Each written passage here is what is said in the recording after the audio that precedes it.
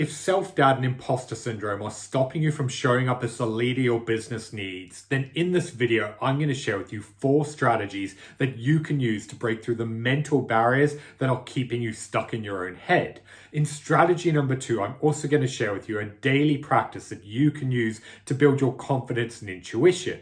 If you're new here, my name is Byron Morrison. I'm the author of The Effective CEO, and I help first-time CEOs take control and become more effective in their role. So make sure you hit the subscribe button so that you don't miss future videos. Strategy number 1 is you need to become aware of and change the negative thought patterns that are going on in your head.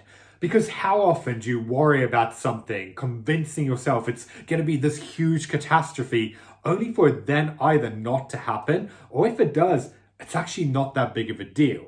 Well, this is a challenge that I see all the time in the CEOs I work with, and it's a huge issue because if you stress about something before it happens, you essentially put yourself through it twice. And not only that, if you're worrying about this huge end-of-the-world catastrophe, that's going to directly impact everything from your decision making to the actions you take and how you approach navigating these challenges. This is why it's so important to recognize that when you're focusing on the future, you don't know what's going to happen, which is why your thoughts and your patterns and your beliefs, they're based on your mold of the world. And this is where a lot of the time we can be our own worst enemies because firstly, we're focusing on a future event and viewing it in a negative light. And secondly, we don't believe we can handle it effectively. This is why all of that anxiety and fear is kicking in that causes you to overthink, second guess yourself, and avoid the things that you know you need to do. This is why if you want to become more in control, you need to start to recognize when something is reality or when it's a story. Because that story in your head, like I said, it isn't real. So the way you get this under control is you need to become more aware of when mentally you're going into a story. And when that's going on, you need to stop, take a deep breath and ask yourself, do I know this for certain? Or is it just a story I'm telling myself? If it's just a story, what else could be going on here? From there, now you've built it up in your head as this huge catastrophe. You've looked at it like it's the end of the world. You then need to shift it. Instead of focusing on everything that could go wrong, start to focus on what could go right. What if you get amazing results? What if everything works out? The reason why this is so effective is it gives you a night and day comparison between the worst case and the best case. And then from there, stop and ask yourself, what is most likely? You see, by going through this thought process, it forces you to slow down, to see the situation for what it truly is and everything else that could be going on.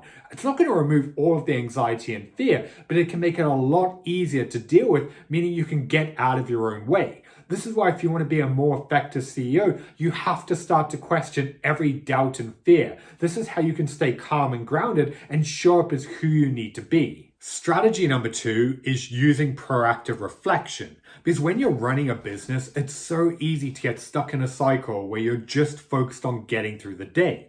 The reality is though, the situations and the circumstances and the things you went through, they're your greatest opportunity for growth. Meaning if you're not slowing down to actively reflect on them, you're missing out on a wealth of knowledge that could help you improve for the future.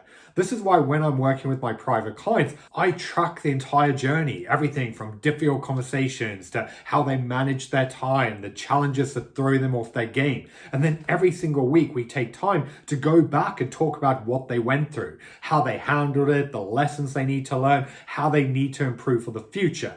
This is how we build their confidence and intuition so that the next time they're in a situation like that, they can know how to handle it. The way that I always frame this to people is it's a lot like an elite athlete going back and watching old game footage, because in doing so, that's how they figure out how to improve and get an edge, which is why if you want to be a highly effective CEO, we need to approach it in exactly the same way. This is why if you really want to start implementing this, you need to take some time every single day to really process what happened. Think about what went right, what went wrong, what do you need to learn, what would have allowed you to be more in control. These are going to give you the lessons and the developments for the future that are going to make you a more effective leader. It's important to note that when you're doing this reflection, one thing you don't want to do is get sucked into the past, because you don't want to fall into a trap of beating yourself up or dwelling on what you did wrong, because all that's going to do is further knock your confidence and cause you to doubt yourself. Instead, the focus needs to be on the future and how you can take these lessons to improve. This is how you're going to build your confidence and intuition. Strategy number 3 is you need to remind yourself of your progress. A few years ago, I was working with a founder turned CEO whose business was going through an explosive period of growth. And with all of these changes and an expanding team and new responsibilities, he had a huge case of imposter syndrome. We had big doubts that he could actually follow through and bring out the best in those around him. And when we really started to dive into it, what I uncovered is this actually started at the beginning of his career. The first time he was thrown into a leadership position, he had a very toxic team. People weren't following through. The entire project he was put in charge of was a complete disaster.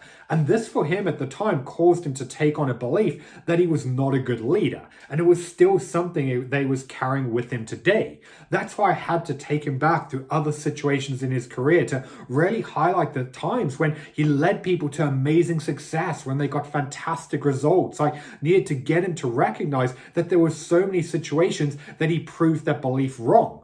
It was also a really interesting example for him, because it got him to remember that negative experience also showed him what he didn't want in a culture, all of the things that he would do differently in the future. So even though deep down he viewed it as a negative, it was actually a positive, which played a big role in him helping get to where he is. And this is why it's so important that you really reflect on your journey and what you've achieved along the way.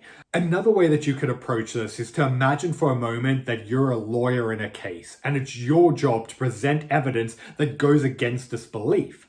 Knowing that, think over the last few years, your experiences, your achievements, the things that you've went through, what proves this mental story wrong? This is so effective because as high achievers, we're really good at focusing on the things we do badly. What we're not so good at is figuring out the things we do well. So by really looking back on what you've done, you're going to recognize that you're far more capable than you're giving yourself credit for. And again, this is going to put you at ease, making you feel far more confident about what you need to do. One thing I need to add in about imposter syndrome is at this point, I've been fortunate enough to work with CEOs in 17 countries to help them become more effective in their role. And one thing that they've all struggled with is imposter syndrome. Yet all the time I talk to new CEOs who worry that because they're feeling this way, there's something wrong with them or they're not good enough. The reality is, whenever you're going through a period of growth with new priorities and responsibilities and uncertainties, there's going to be a little bit of doubt there. That doesn't mean, though, that you won't figure out and get through it. If anything, if you don't have a certain level of imposter syndrome, it's probably a sign that either you've got lag indicators and problems that you're overlooking, which could potentially become a huge issue, or you're not pushing yourself to grow.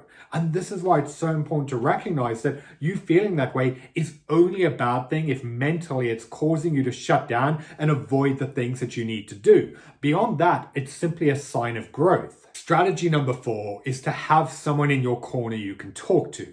Being a CEO and running a company is incredibly lonely, and at times it can feel very isolating when you have to navigate all these challenges or make these big decisions by yourself.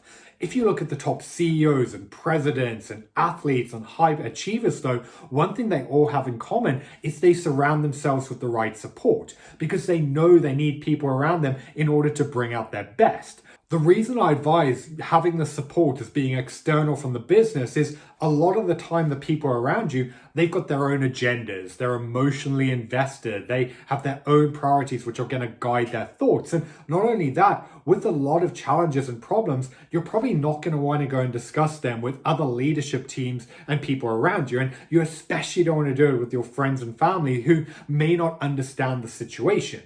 And this is why, for me, my average client stays with me for over 2 years, because not only do they recognize that they thrive on the accountability and support, it's also just having that safe and judgment-free place to go and discuss challenges, to talk through decisions, to have a sounding board and prop to lean on to really navigate these problems. Because a lot of the time you just need a space where you can slow down, you can think and break down what's going on.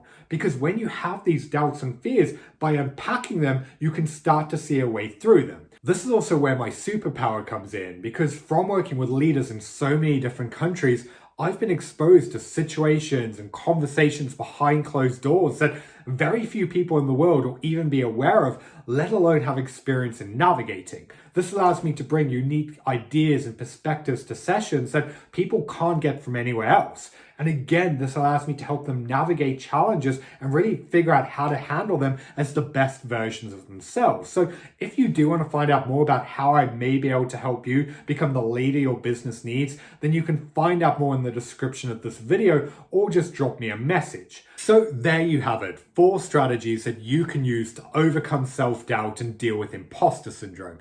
If you have any questions on anything I covered in this video, then leave it in the comments below or drop me a message. And if you haven't already, make sure you hit the subscribe button so that you don't miss future videos.